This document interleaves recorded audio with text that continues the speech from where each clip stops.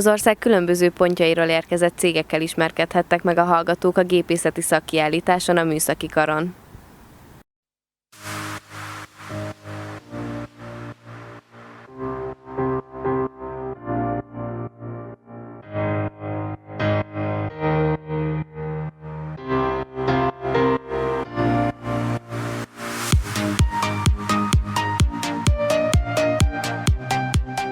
A Debreceni Egyetem Műszaki Kar gépészmérnöki tanszéke minden évben megrendezi ezt a gépészeti szakmai napot, amely alapvetően két rendezvényből áll. Az egyik a szakkiállítás, gépészeti szakkiállítás, amelyen nagy örömünkre 23 multivállalat vesz részt mindenfajta gépészeti tématerületről, gyártás, tudománytól kezdve anyagvizsgálatig, különböző járműipari beszállítók, gyakorlatilag a teljes spektrum felvonult. Harmadjára rendezzük meg a Third International Scientific Conference on Advances in Mechanical Engineering konferenciát, amelyre 36 előadás érkezett, illetve 11 poszter előadás.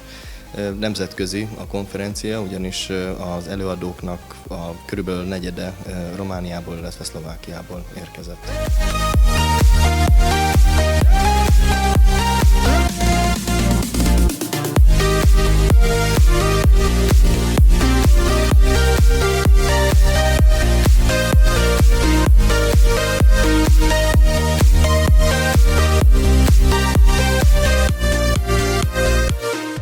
Én úgy gondolom, hogy most, amikor lépten nyomon hallunk a duális képzésről, amely a gyakorlati képzés megvalósítása során egy sokkal praktikusabb képzési forma, mint korábban volt.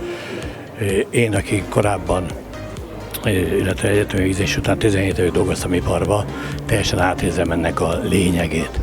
Nagyon boldog vagyok, hogy egyáltalán ma össze lehet szedni egy ilyen konferencia keretében 23 valahány céget, és a cég teljes keresztmetszetében bemutatja a mai fiataloknak, hogy milyen lehetőség van az iparban.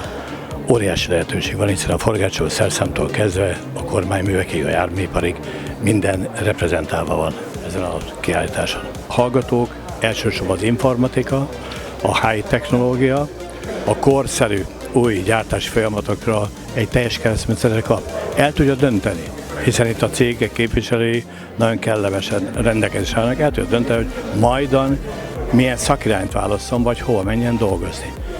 Ugyanakkor a tudományos háttér a konferenciákat emeljem, azért volt 7 szekció. Én úgy gondolom, hogy a kar nagyon szerencsésen válogatta meg ezeket a szekciókat, és nagyon szerencsés az, hogy ma már nemzetközinek tekinthető, és a teljes keresztmetszetet a gyártás folyamattól a logisztikán át, a tervezés elméletig, konstrukcióig itt minden reprezentálva van. Összbenyomásom csak pozitív.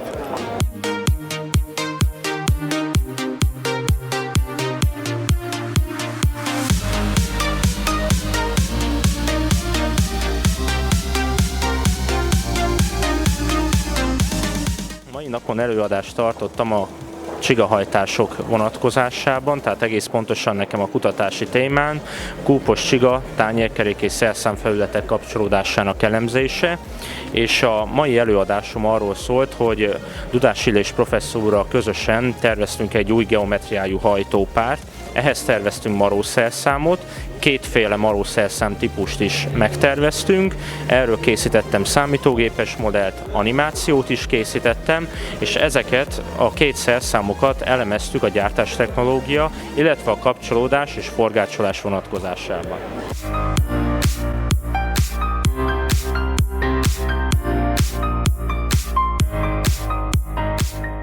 Épületgépész szakirányos vagyok, és így jobban az üzemeltetés, létesítményfenntartás érdekelt. Így próbáltam azokra a cégekre orientálódni, amik így ezzel foglalkoznak. Például itt a Hajdú cég volt az, amit láttunk, hogy kazánokkal, puffertárolókkal foglalkoztak, és így ott próbáltunk meg kérdéseket feltenni, érdeklődni jobban.